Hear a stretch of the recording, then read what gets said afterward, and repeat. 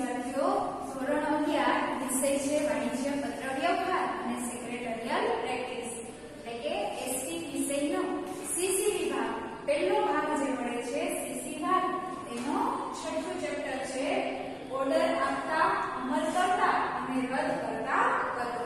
તો વિદ્યાર્થીઓ આપણે આગળના વિડિયોમાં આના કેટલાક મુદ્દાઓ વિશેનો અભ્યાસ કર્યો હતો જેમાં આપણે એની પ્રસ્તાવના વિશે ઓર્ડર આપતા પત્રની સમજૂતી ઓર્ડર આપતા પત્ર વખતે ધ્યાનમાં રાખવાની બાબતો છે એ આપણે જોઈ હતી। હવે ઓર્ડર આપતા પત્રોની માહિતી આપણે મેળવી લીધી। હવે અહીંયા આજે આપણે કયા પત્રોની માહિતી મેળવીશું તો કે ઓર્ડરની સ્વીકૃતિ એટલે કે ઓર્ડરને માન્ય રાખવો અને એનો અમલ એટલે કે અમલ કરતા પત્રો। પહેલો ભાગ છે ઓર્ડર આપતા પત્રો તો એ આપણે આગળના વિડિયોમાં ભણ્યા છીએ। આજે આપણે આ વિડિયોમાં અમલ કરતા પત્રો અમલ કરતામાં કયા અમલ તો કે ઓર્ડરની સ્વીકૃતિ લઈએ એટલે કે ઓર્ડરને સ્વીકારવાના અને એનો અમલનો એટલે કે માલને મોકલવાના પત્રો વિશેની ચર્ચા આપણે આ વિડિયોમાં કરીએ અને એ અંગે ધ્યાનમાં રાખવાની બાબતો છે તેનો અભ્યાસ આપણે આ વિડિયોમાં કરીએ। તો વિદ્યાર્થીઓ બુકના પેજ નંબર 39 પર તમને આ વિષયની માહિતીઓ આપેલી છે। તમે પણ મારી સાથે બુકમાં તેનો અભ્યાસ કરતા રહેજો। એમાં જોઈએ આપણે 6.4 ઓર્ડરની સ્વીકૃતિ અને અમલના પત્ર વિશેની માહિતી। વેપારમાં ગ્રાહકે આપેલા ઓર્ડરનો અમલ સમયસર થાય તે ખૂબ જ જરૂરી બાબત છે। તેથી વેપાર ઓર્ડર પત્ર મળ્યા પછી ગ્રાહકની સૂચના અનુસાર માલ સામાન મોકલી આપે છે કે જ્યારે તમને ગ્રાહક તરફથી ઓર્ડર મળ્યો છે તો આ ઓર્ડરને તમારે યોગ્ય સમયસર પૂર્ણ કરવો પડે છે। સાથે સાથે આ ઓર્ડરની સ્વીકૃતિ અને અમલ કરતો પત્ર ગ્રાહકને લખે છે એટલે કહે છે કે તમે ઓર્ડર પૂરો પાડો છો તો આ ઓર્ડર પૂરો પાડો છો એનો પત્ર પણ તમે ગ્રાહકને લખો છો। ગ્રાહક તરફથી ઓર્ડર આપતો પત્ર મળ્યા પછી વેચાણકર્તા સૌપ્રથમ પોતાના માલ સામાનમાં દાખવેલા રસ અને આપેલા ઓર્ડર માટે આભાર વ્યક્ત કરતો ઓર્ડરનો સ્વીકૃતિ પત્ર ગ્રાહકને લખે છે એટલે કે જ્યારે તમે ગ્રાહક તરફથી ઓર્ડર મળ્યો છે તો વેચાણકર્તા એટલે કે વેપારી સૌપ્રથમ શું કરશે તો કે એને માલ સામાનમાં રસ લીધો છે અને એને ઓર્ડર આપ્યો માલ સામાન માટે તો એ બદલની સૌપ્રથમ આભાર વ્યક્ત કરશે।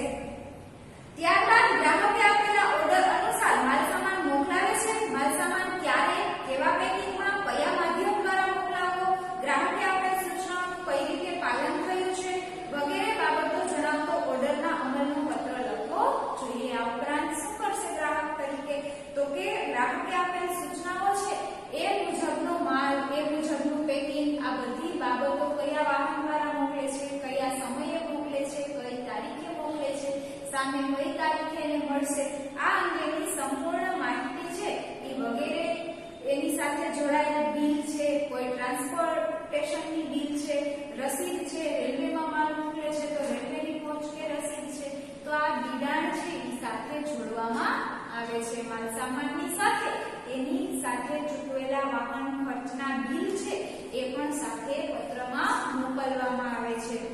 આમ ઓર્ડરના અમલનો પત્ર કાયદાકીય રીતે ઓર્ડર આપતા પત્રમાં ગ્રાહકે રજૂ કરેલ દરેક બાબતો સ્વીકારી વેચાણકર્તા તે મુજબનો ઓર્ડરનો અમલ કરે છે એમ કહી શકાય।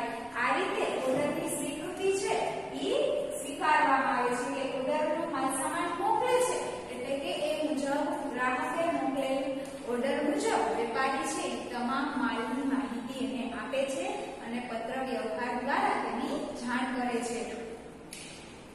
ગ્રાહકે આપેલ ઓર્ડર મુજબ વેપારી પાસે તે સમયે માલ સામાન પૂરતા પ્રમાણમાં ન હોય તો તે કાં તો વધુ સમય મર્યાદાની માંગણી કરશે અથવા તો ઓર્ડર અંશતઃ પાલન કરશે અથવા તો અવેજી માલ સામાન વિશે દરખાસ્ત મૂકી શકે છે।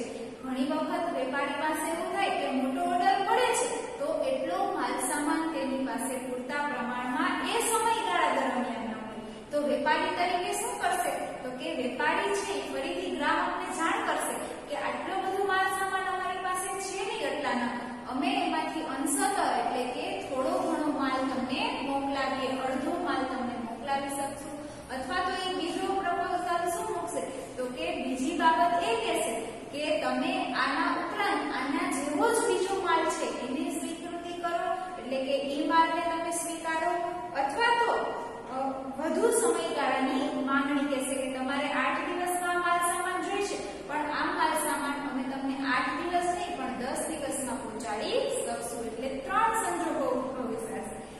વેપારી સૌપ્રથમ તો સમયગાળો વધુ માંગશે, અથવા તો અડધો માલ મોકલશે, અથવા તો બીજો માલ સામાન મોકલવાની દરખાસ્ત કરશે કે જ્યારે વેપારી પાસે પૂરતો માલ સામાન હશે નહીં તો. આ બાબતો ઓર્ડરના અમલને સંલગ્ન હોય તો તે અંગે પણ પત્ર લખવામાં આવે છે. એટલે કે આમાંથી ત્રણમાંથી કોઈ પણ બાબત ઉદ્ભવે તો એ અંગે પણ ગ્રાહકને પત્ર લખવામાં આવે છે. તો વિદ્યાર્થીઓ 6.4 ના મુદ્દામાં તમને આટલી બાબતો આપેલી છે. હવે ત્યાર પછી આપણે જોઈએ 6.5 કે ઓર્ડરની સ્વીકૃતિ અને અમલના પત્રો જે છે એમાં ધ્યાનમાં રાખવા લાયક બાબતો કઈ કઈ છે. તેમાં સૌપ્રથમ બાબત એ છે કે સૌપ્રથમ ગ્રાહકના ઓર્ડરનો પત્રનો ક્રમાંક, તારીખ અને મોકલવાના માલસામાનનો ઉલ્લેખ કરી ઓર્ડર આવ્યો તે બદલ ગ્રાહકનો આભાર માનવો જોઈએ. તો તમે સ્વીકૃતિનો જ્યારે પત્ર લખો છો તો સૌપ્રથમ શું કહેવાનું છે તો તે ગ્રાહકનો સૌપ્રથમ આભાર માનવાનો છે. બીજા મુદ્દામાં કે છે જે સામાન મોકલ્યો હોય અથવા તો મોકલવાના છો તેની માહિતી આપવી જોઈએ. પત્રમાં બીજું શું લખવાનું છે કે તમે ગ્રાહકને જે માલની ઓર્ડર આપેલો છે એ માલમાંથી કેટલો માલ, શું વિગત છે એ માલની, એ બધી બાબતો પત્રમાં જણાવવી જોઈએ. ત્રીજું કે છે બિલની કુલ રકમ જણાવવી જોઈએ અને પત્ર સાથે બિલની નંબર, ટ્રાન્સપોર્ટની રસીદ અથવા તો રેલવે રસીદ અથવા તો માલવાહન જેમાં પણ માલ મોકલવામાં આવે છે એની પહોંચ અને બિલની કુલ રકમ એટલે તમારા માલ સામાનની કિંમત કેટલી છે આ કુલ કિંમત અને ઈ સાથે વાહન ખર્ચની કિંમત. તમે વાહન દ્વારા માલ સામાન મોકલો છો તો રેલવે દ્વારા મોકલો તો રેલવેની રસીદ, કોઈ ટ્રક દ્વારા મોકલો છો તો એ માલ વાહનની રસીદ મોકલવી જોઈએ. ચોથી વિગત કે છે નાણાંની લેવડ દેવડ બેંક દ્વારા થતી હોય તો બેંકમાં બિલ રજૂ કરી ગ્રાહકને તે અંગે સ્પષ્ટ જાણ કરવી જોઈએ. એટલે કે નાણાંની લેવડ દેવડ થાય, પૈસાની લેવડ દેવડ છે તો એ કેવી રીતના કરવાની છે, એ બેંકમાં બિલ રજૂ કરવાના છે તો તે અંગેની જાણ છે એ ગ્રાહકને કરવી જોઈએ.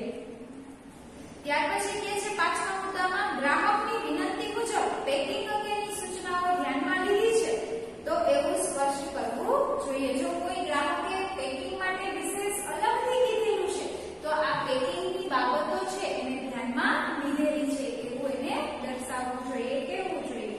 ત્યાર પછીના મુદ્દામાં કે છે કે માલસામાનને વીમાથી આરક્ષિત કરવામાં આવ્યો હોય તો વીમાની રસીદ પત્ર સાથે મેળવી